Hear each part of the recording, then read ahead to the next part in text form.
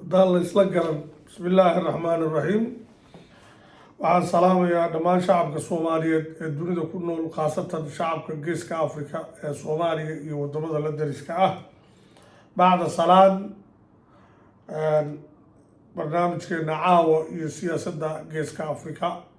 عاوة هبين خميس وحان دمان شعب الصومالي بيلكستي شو بدبنيا حالة الدلق كسوغي هاي وحالة liidata dalkii oo ku noqday 1991 madaxweyne xasan sheekh maxamuud oo galay booskii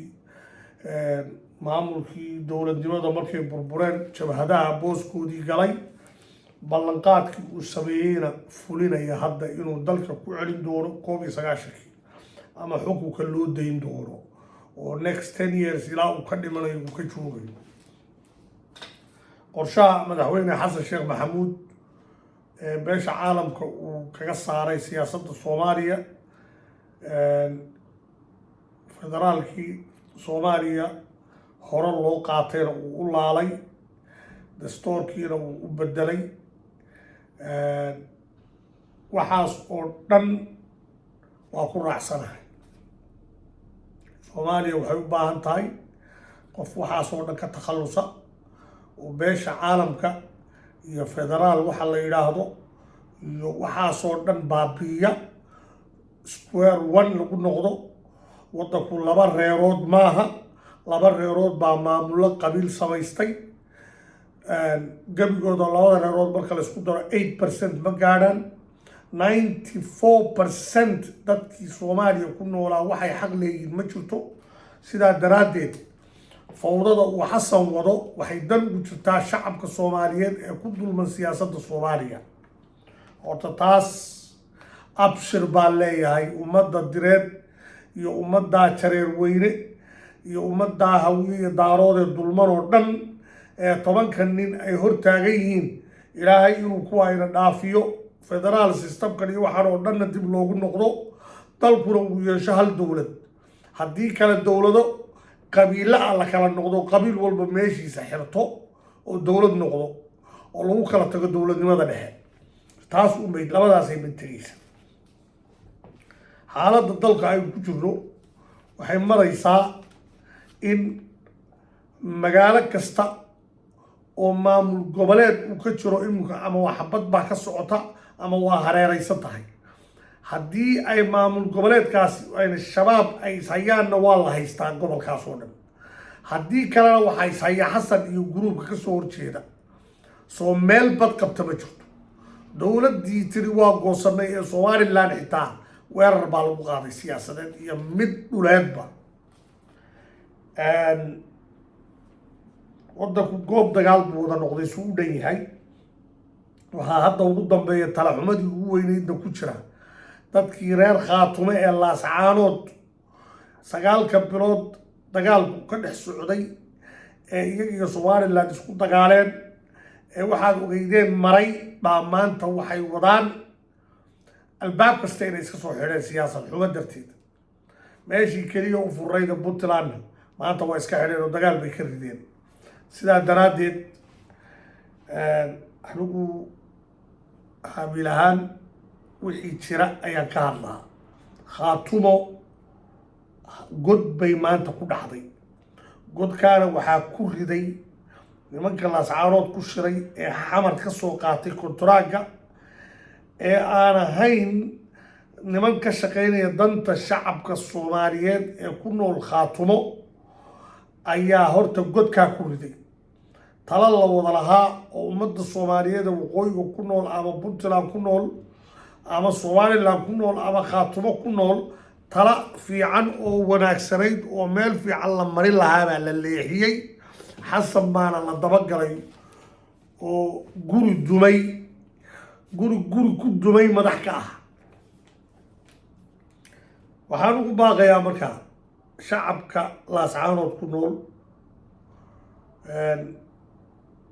dekad waxaa idiin ah garacad iyo boosaaso dhinacan kalena waa berbera waa la socotaanoo dagaalka hadda dhahar ka socda laas qorayna waa idinka xiran tahay oo labadii dhinacba xaggaasay albaab ka xidhayaan oo buuraaba ka sokeeyaba laas qoray aan cidiba mari karayn oo cal madow oo dhan waxaas oo dhan oo xisaara oo caqabada ah oo cunaqabatayna inaad siyaasad xumo idinku isa saartaan waxaa ka fiicnayd inaydaan xamar ku xidhanin ninkaa aan danta ummadda wadan haddii ummadda soomaaliyeed oo dhan muqdisho si cadaalada wax uga jiraan oo nimanka mucaaradka iyo muxaafadka iyo dowladnimo soomaaliyeed haddii la wadi lahaa waxba may ahaateen war nin baa u adeegaysaan weligiin ma nin baa iska daba soconaysaan mar baa sayid maxamed cabdalla xasan iska daba gasheen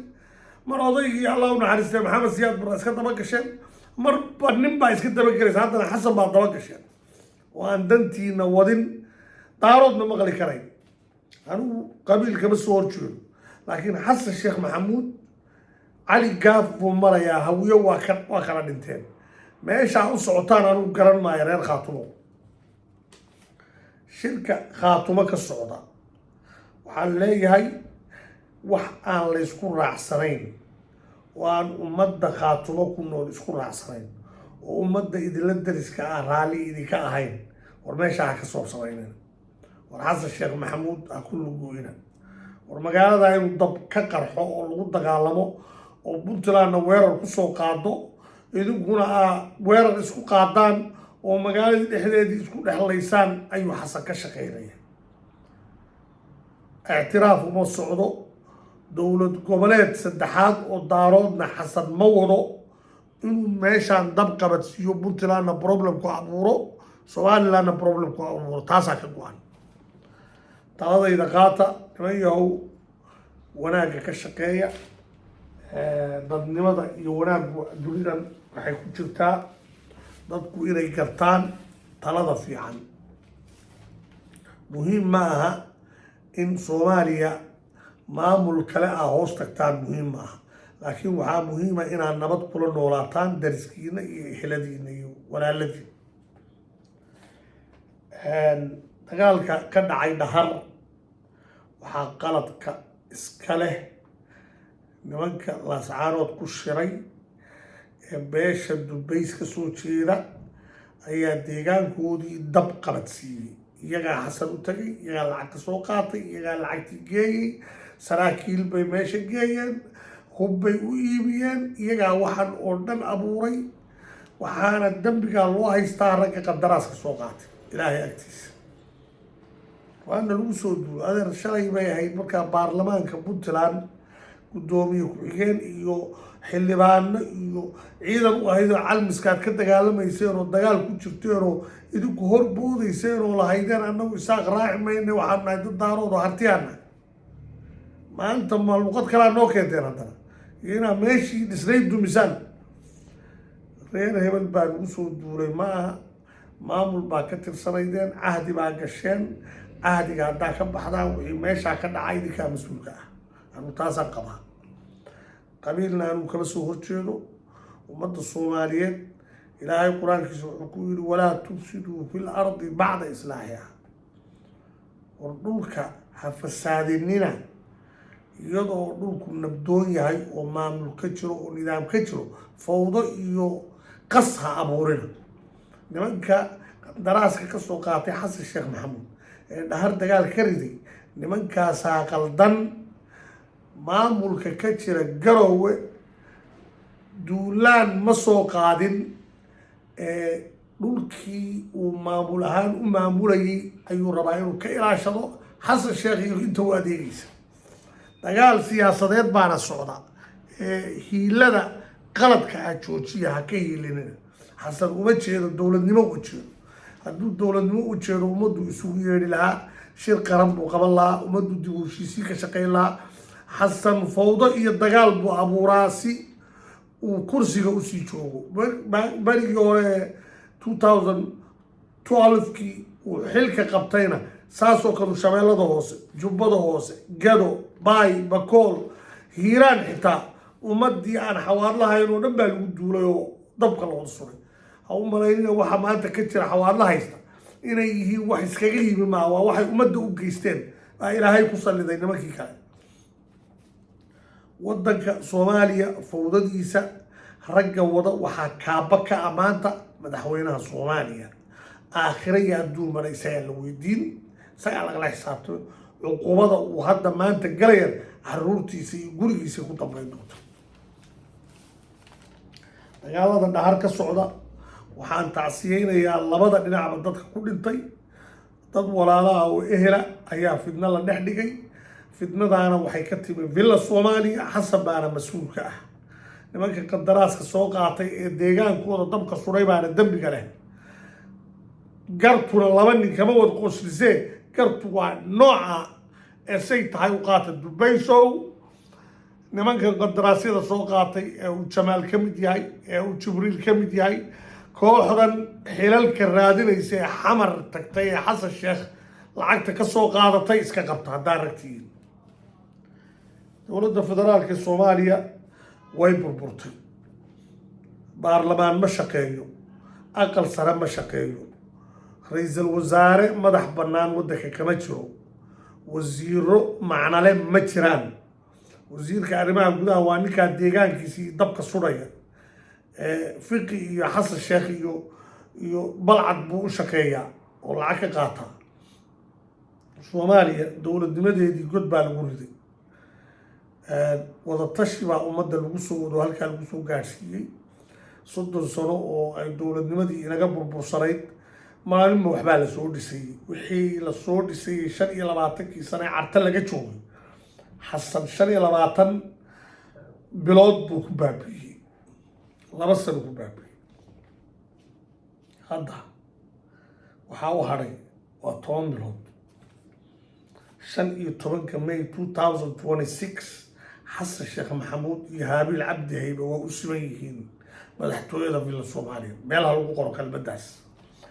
dalkaas nimanka xalana jooga iyo xasan inay iyagu waxay doonaan ka sameeyaan iyo in ay xalana la xisaabtanto xasan ilaa iyagaa noo keenay labadaa mid bay noqonaysaa hadday xasan sida siisi iyo u taageeraan waxaa ka socda international wadamada carabta oo kale ka socda ay xasan meesha ku hayaan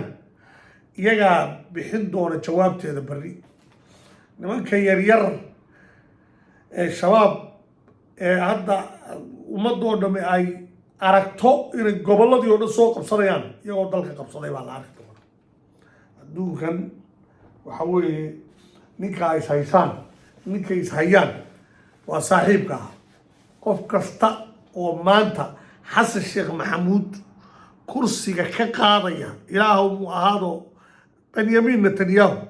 dadkaa soomaaliyeed dhibaataysan waa taageerayaan. ujeedadana waa maxay? waxaa fedhab laga taagan yahay dulmi iyo qax iyo dhib joogta baa fedhab laga taagan yahay. gobollada hiiraan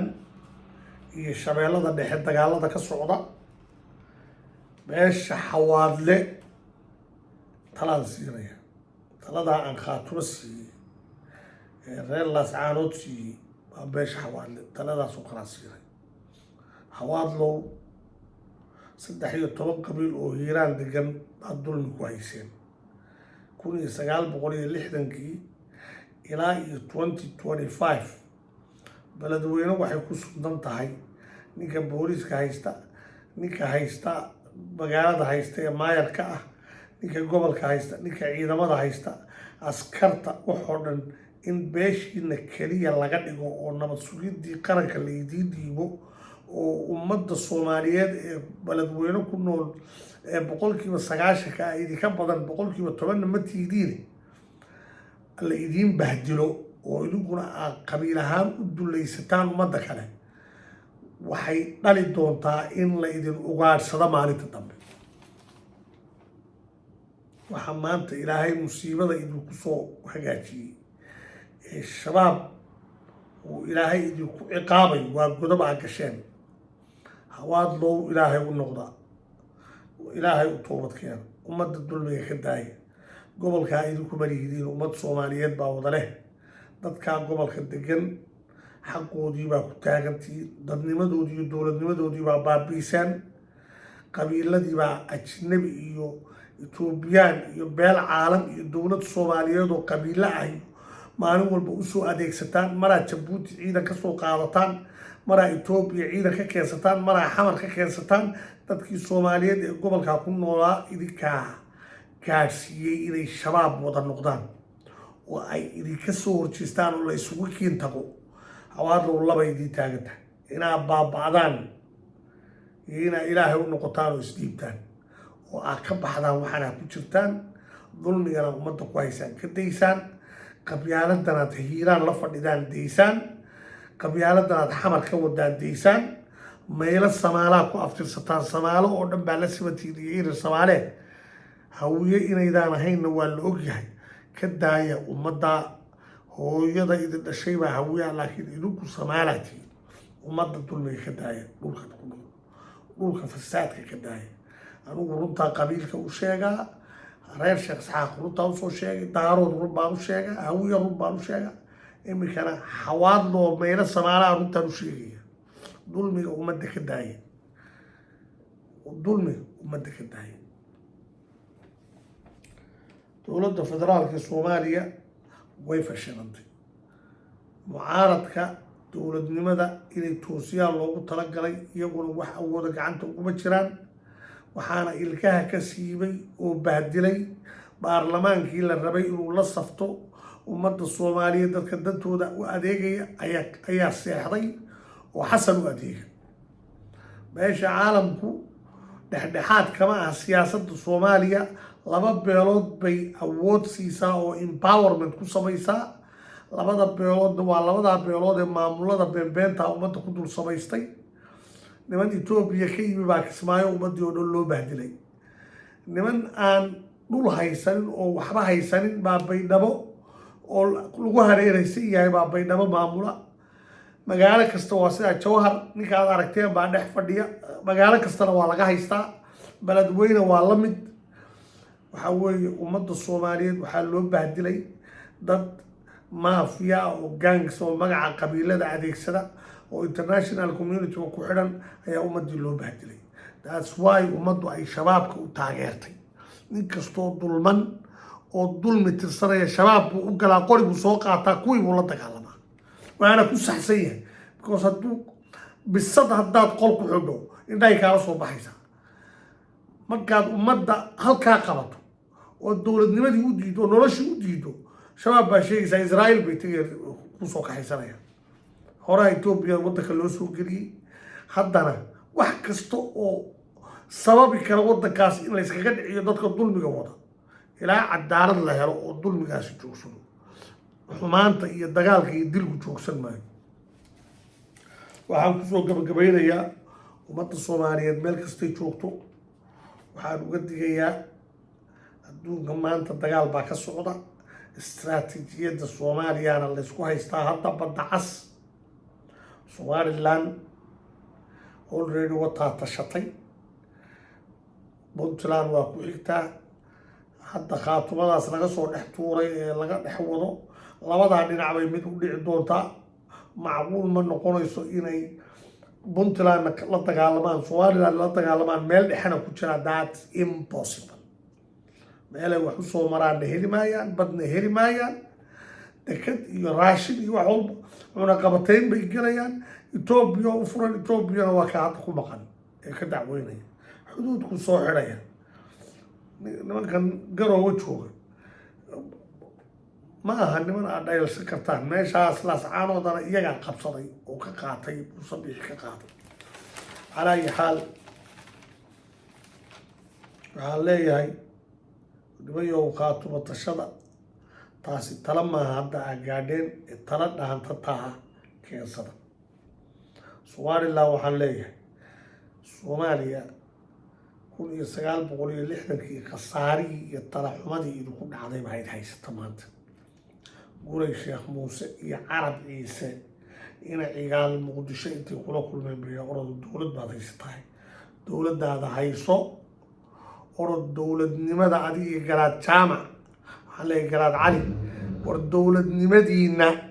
haystoo dowlad baa haysataane dowladdaas iimaansada meesha waxba kama jiraan talyaani baa ku ciyaaray waa diideen soomaalinimo ka booskii maanta khaatuma maraysa soomaali baan midaynayna war soomaali midaysan xasan maba rababa xasan sheekh maxamuud hawiyo midaysan ma rabo wuxuu ku farxay maalintii dhaweyda moqokori laga qabsaday xawaadle xasan qosol wax kale maaha waa lugooy oo ummaddu lugtaa isku ula marato marka nin aan waxba rabin baa kusii socotaan dowladnimo rabin dalku inuu hagaaga rabin isaga jeebkiisa iyo daara inuu dhisto ku mashquulsan boqortooyo inuu samaysta raba shidaalkaa hol ku jiro u socdaa dowladuhu heshiisii kula soo galay nimayo iimaansada waxaa haysataan iimaansada dhulkiina dadka idila ehelkaa colaada ka daaya kuwa aan idila dariska ah somaliland anigu aan ka dhashay iyagana la heshiiya war dad war caqligu ha shaqeeyo caqligu ha shaqeeyo anaa xamar dhex fadhiya oo idinka badiya oo ku dhashay oo ku koray oo ku barbaaray oo ku dhaqmay oo ka taliyey oo 200 goor xasan iyo sheekh shariif iyo cabdullaahi yuusuf iyo cid wala xamar ka talisay ilaa iyo 1991 hor fadhiistay xitaa caydid iyo cali mahdi ma jirto wax ka soo socda xamar next 100 years ma jiraan saasaa lagu jiraya iska daba wareega ilaa ilaahay faraj u furo oo islaamku qabsado dhulkaas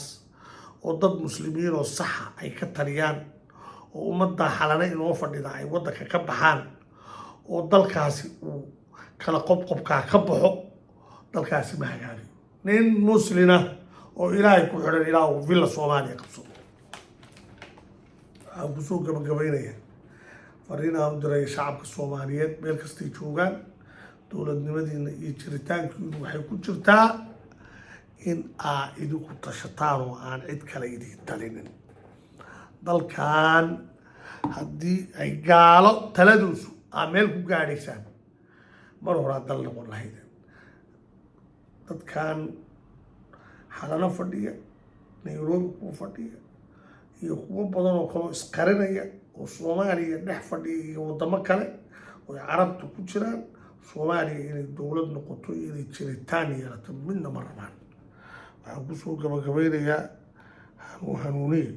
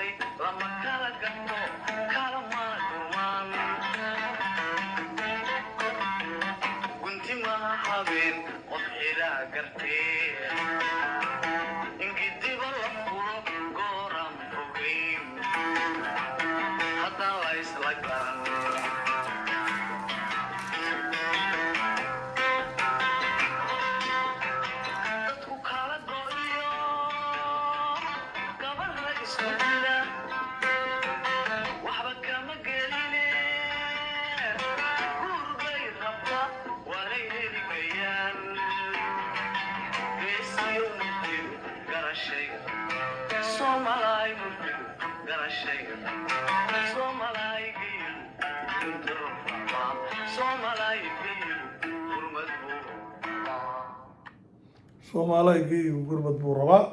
kaas waa Cabdullaahi Hanuuniye oo aan normal ku soo khatimo ama ku bilaabo barnaamijka siyaasadda Geeska Afrika waxaan ugu baaqayaa dhammaan shacabka Geeska Afrika ee madaxda u ahay ee ku nool shanta dowladood ee Soomaalida iyo Oromiya iyo dhammaan shacabka Geeska Afrika oo dhan meel kasta oo dunida ka joogaan qurba joog iyo dal joogba waxaan idin leeyahay midnimaan idinku baaqayaa inaynu isbahaysi xoogan samaysano dalkeena Geeska Afrika innagaa u awood badan una tiro badan inaynu ku midowno danteena dalkana qabsano villa Soomaaliyana innagaa xaq u leh inaynu ka talino haddaynu nahay shacabka Geeska Afrika ee direed ha laygu taageero arkaas. Asalaamu calaykum waraxmatullaahi wabarakaatuh.